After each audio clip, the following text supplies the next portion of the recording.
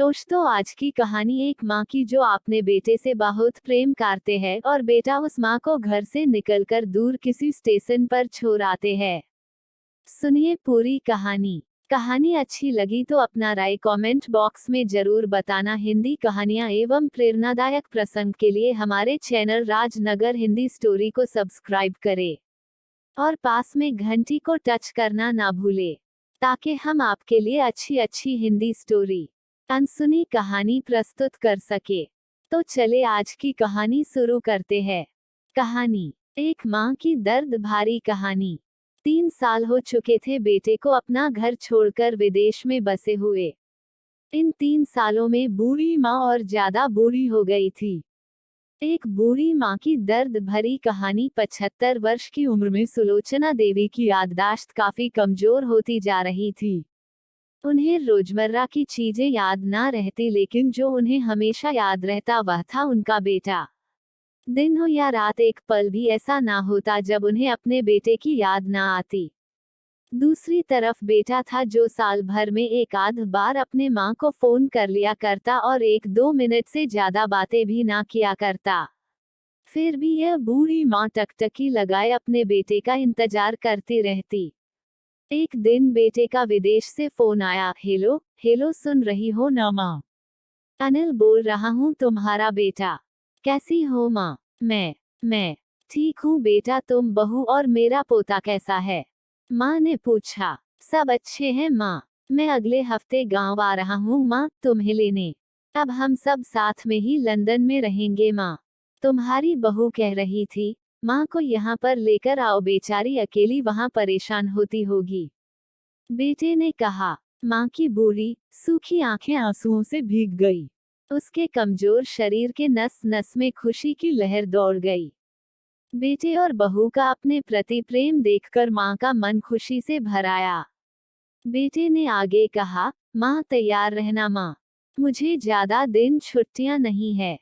जिससे जितने पैसे लेने हैं लेकर रखना, तब तक मैं प्रॉपर्टी डीलर से बात कर लेता हूँ। घर के लिए? माँ ने पूछा। हाँ माँ, गांव का घर हमें बेच देना पड़ेगा।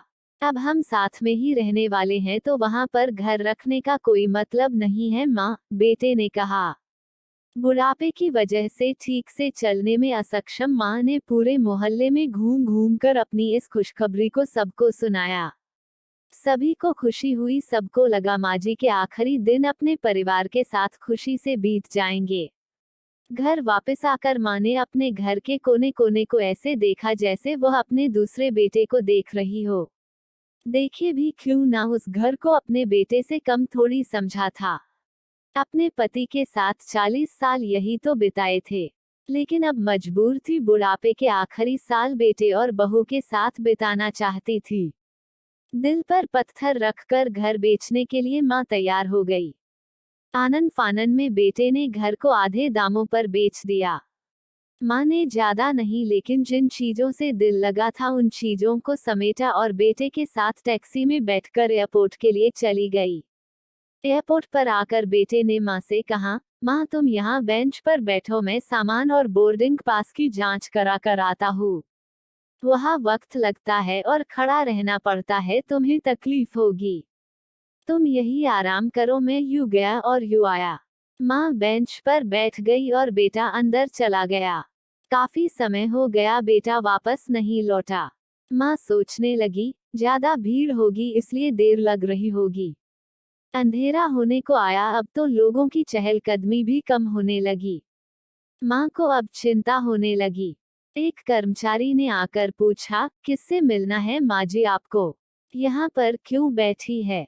डरती हुई आवाज में सुलोचना देवी बोली, मेरा बेटा अंदर सामान की जांच कराने गया है। लंदन जा रहे हैं हम। क्या नाम है माँ जी आपके बेटे का? कर्मचारी ने पूछा। अनिल नाम है मेरे बेटे का, सुलोचना देवी ने बताया। कर्मचारी अंदर गया और थोड़ी देर बाद बाहर लौटा। उसने सुलोचना देवी से कहा, माँ जी लंदन जाने वाली फ्लाइट तो दोपहर में ही जा चुकी है और आपका बेटा भी उस फ्लाइट में बैठकर लंदन जा चुका है। अब आपके यहाँ बैठने का कोई मतलब नहीं है। आप भी अपने घर चली जाइए। क्या जा चुका है? और मैं घर जाऊं। घर। माँ की आंखों से आंसुओं के सैलाब उठने लगे। जैसे तैसे माँ घर पहुंची, जो अब उसका था ही नहीं, बिक चुका था। वो वही बरामदे में तुलसी के पास सो गई। घर के नए मालिक को उस पर दया आई तो एक कमरा किराए से उसको दे दिया।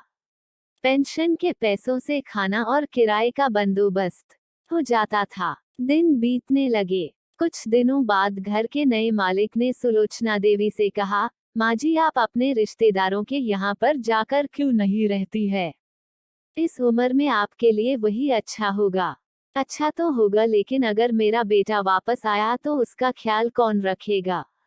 मेरा बेटा बहुत भोला है, उसे अपना ख्याल रखना बिल्कुल नहीं आता। मैं कहीं नहीं जाऊंगी। क्या पता कब उसे मेरी जरूरत पड़ जाए।